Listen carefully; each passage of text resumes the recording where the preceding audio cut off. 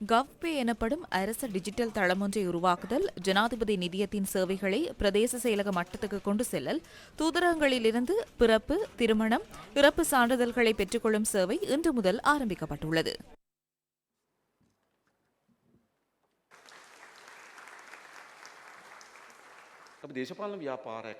ஒரு அரசியல் இயக்கமாக சமத்துவம் நீதிக்காக பாடுபட வேண்டும். கிராமப்புறத்திற்கும் நகரத்திற்கும் இடையிலான இடைவெளியை குறைக்க வேண்டும் என நாம் நம்புகிறோம். இவ்வாறே நாம் அதனை பார்த்தோம். நகரத்தில் வாழும் ஒருவர் தனது பொருளாதார வளங்களில் ஒரு குறிப்பிட்ட தொகையை கிராமத்துக்கு செலவிட வேண்டும். நகரத்தில் உள்ள ஒருவருக்கு பாடசாலையில் இருக்கும் வசதிகள் பாரிய இடைவெளியின்றி கிராமத்துக்கு கிடைக்க வேண்டும். அவ்வாறான சமத்துவ பௌதிக உலகம் தொடர்பிலேயே நாம் சிந்தித்தோம். நாட்டில் நாணயத்தால் பாவனையை குறைப்பதற்கு எதிர்பார்க்கிறோம். நாணய தாள்களை குறைக்க வேண்டுமாயின் மக்களுக்கு மிகவும் இலகுவான வகையில் டிஜிட்டல் மயப்படுத்தலை செய்ய வேண்டும். அவ்வாறானதொரு சந்தர்ப்பத்தை ஏற்படுத்துவதே கவ்பே திட்டத்தின் நோக்கமாகும். இது மிகவும் வலுவான தளமாக மாறும். டிஜிட்டல் அடையாள அட்டைக்கு செல்ல வேண்டும். சமூகத்தில் பாரிய சொல்லாடல் ஏற்பட்டுள்ளதை நாம் அறிவோம். அனைத்து விடயங்கள் தொடர்பிலும் கவனம் செலுத்துவதற்கு நாம் தயாராக இருக்கிறோம். எனினும் இதனை கட்டாயமாக செய்ய வேண்டும் என்ற மனோநிலையிலேயே நாம் இருக்கிறோம். 2012ஆம் ஆண்டிலேயே இந்த திட்டம் ஆரம்பிக்கப்பட்டது.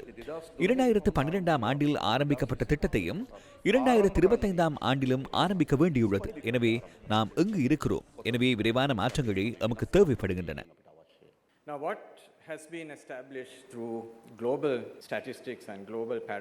உலகளாவிய புள்ளி விவரங்களும் உலகளாவிய தரவுகளும் டிஜிட்டல் பொருளாதாரத்திலும் தேசிய பொருளாதாரத்திலும் அல்லது பாரம்பரிய பொருளாதாரத்திலேயே தங்கியுள்ளன.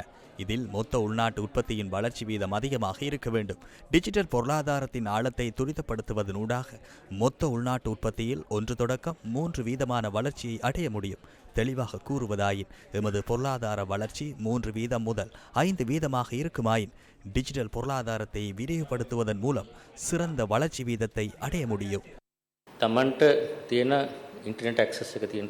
இணைய அணுகல் உள்ள இடங்களில் பணம் செலுத்துவதற்கான வசதியையும் பாதுகாப்பையும் உறுதி செய்வதற்காக கவ்பே எனப்படும் இந்த திட்டத்தில் நீங்கள் இணைய முடியும்.